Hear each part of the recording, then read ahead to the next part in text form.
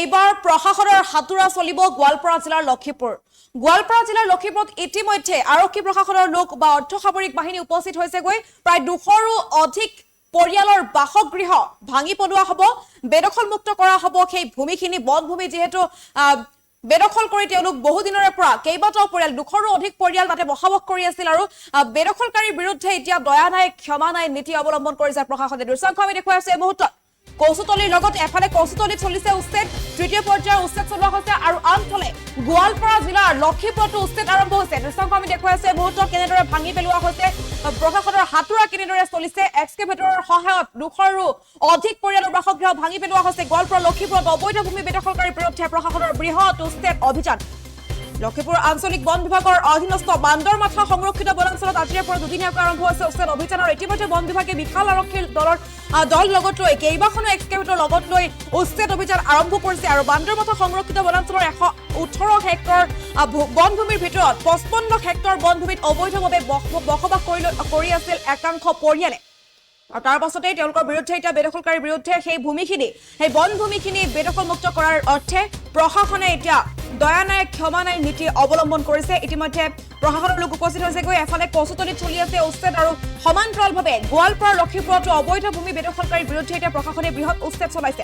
দৃশ্যাংশ আমি দেখুৱাইছে এই মুহূৰ্তত লক্ষীপুৰৰ উক্ত স্থানত 200ৰো অধিক পৰিয়ালে বেদখল কৰি বসবাস কৰি আছিল আৰু কেইবাবাৰো জাননীৰ লগতে মাইকিং কৰিও অৱগত কৰা হৈছে তেওঁলোকক। আৰু অৱশ্যে উচ্ছেদৰ জাননী পোৱাৰ পাছত বহু সংখ্যক পৰিয়ালে নিজৰ ঘৰ বাৰী ভাঙি অন্য ঠাইলৈ তালি টোপোলা বান্ধি আঁতৰি গৈছে। আৰু তাৰ পাছতেই আজি দুদিনীয়াকৈ উচ্ছেদ আৰম্ভ হৈছে। আজিৰে পৰা লক্ষীপুৰ আঞ্চলিক বন বিভাগৰ অধীনস্থ বান্দৰমাথা সংৰক্ষিত বনাঞ্চলত আজিৰে পৰা দুদিনীয়াকৈ আৰম্ভ কৰা হৈছে উচ্ছেদ অভিযান। আৰু এই মুহূৰ্তত আমাৰ সংবাদদাতা উপস্থিত আছে উচ্ছেদস্থলীত আৰু তেওঁৰ পৰা এক বিশেষ প্ৰতিবেদন আমি এই মুহূৰ্তত আগবঢ়াইছো।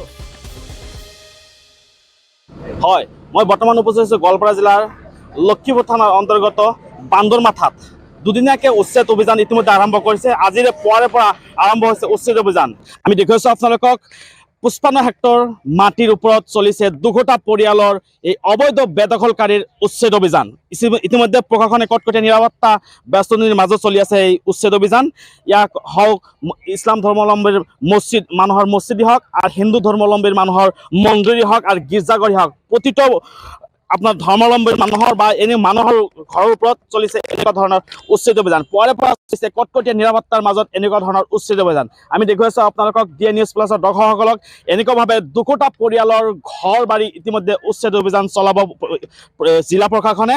ইতিমধ্যে আগতীয়াকৈ জাননী দিয়াৰ পিছত এই স্থানীয় বাসিন্দাসকলে এই অবৈধকাৰী যিসকল আছিলে সেইসকলে আগতীয়াকৈ স্থানান্তৰ কৰিব লগা হৈছে ঘৰ বাৰী।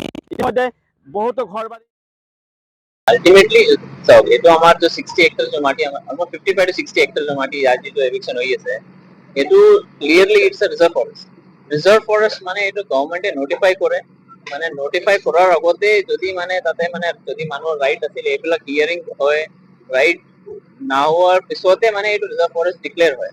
ৰিজাৰ্ভ ফৰেস্ট ডিক্লেয়াৰ হোৱাৰ পিছত ইয়াত মানে এটো টাইমত মানে একো এনফোর্সমেন্ট নাছিলে। আমি যে স্যাটেলাইট ইমেজ আমি যে পাও এইবিলাক এটো টাইমত নাছিলে।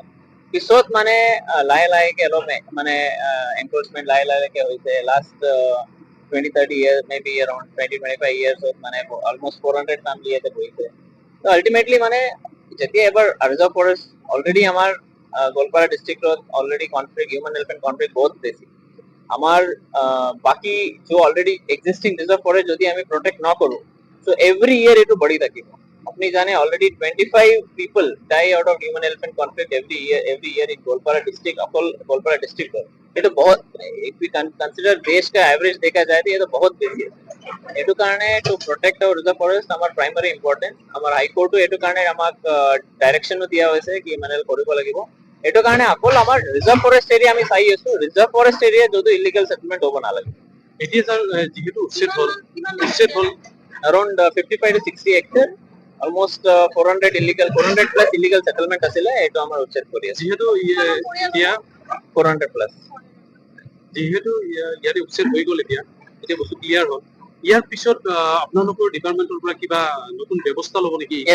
এটো এৰিয়াত আমাৰ আলটিমেটলি এই যে এৰিয়া আছে আকৌ মানে ओरिजिनल जो फॉरेस्ट আছিলে এনেকে আমি বনাব লাগিব जो हाथी के लिए सुटेबल হয় তো প্ৰথম তো এটো বাউন্ডারি ডিমার্কেট হ'ব আমার মানে ইয়াতে সেকেন্ড এপ্রিল আহা প্লান্টেশন সিজনত এপ্রিল মে এটো সিজনত ইয়াতে প্লান্টেশন লৈ যাব maybe bamboo plantation local species plantation এবিলাক লৈ মানে তাকি মানে হাতী কাৰণে অলপ মানে জায়গা থাকিব তাকি মানে এইবিলাক হিউম্যান এলিফেন্ট কনফ্লিক্ট যি হৈ আছে হাতী কাৰণে আপোনাৰ এৰিয়া যদি আমি বচাই দিও ডেফিনেটলি মানে কনফ্লিক্ট কমিব হাতী মানুহৰ সংঘাতটো নিশ্চয়কৈ কমিব। নিশ্চয় কমিব আমাৰ গোৱালপাৰা টাৰ্গেট তো जो 25 নম্বৰ जो ডেথ হয় এটো আমি আলটিমেটলি জিৰো আনিব লাগিব এটো মানে বহুত লং টাৰ্ম প্ল্যান এটো কাৰণে প্ৰথম তো আমাৰ এৰিয়া সিকিউৰ কৰিব লাগিব এটলিষ্ট जो আৰএফ এৰিয়া আছে এটো সিকিউৰ কৰি এটো মানে হ্যাবিটেট ইমপ্ৰুভমেন্ট কৰিব লাগিব হাতীৰ কাৰণে স্যাৰ নেক্সট যোনটো আৰু এই সেট হ'ব সেনেকুৱা ধৰণৰ আৰু ক'ত হ'ব স্যাৰ আপুনি মানে যি আমাৰ আৰএফ আছে RF ক'ত ক'ত আছে? ৰিজাৰ্ভ ফৰেষ্ট আছে মানে গোটেই আমাৰ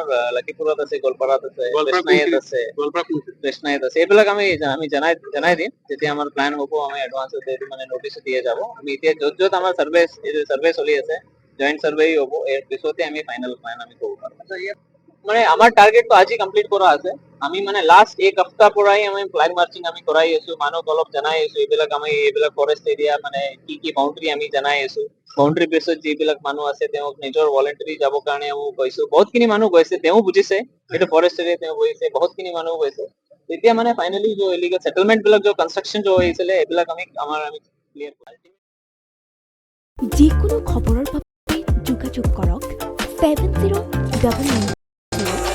7099017330 অথবা 709990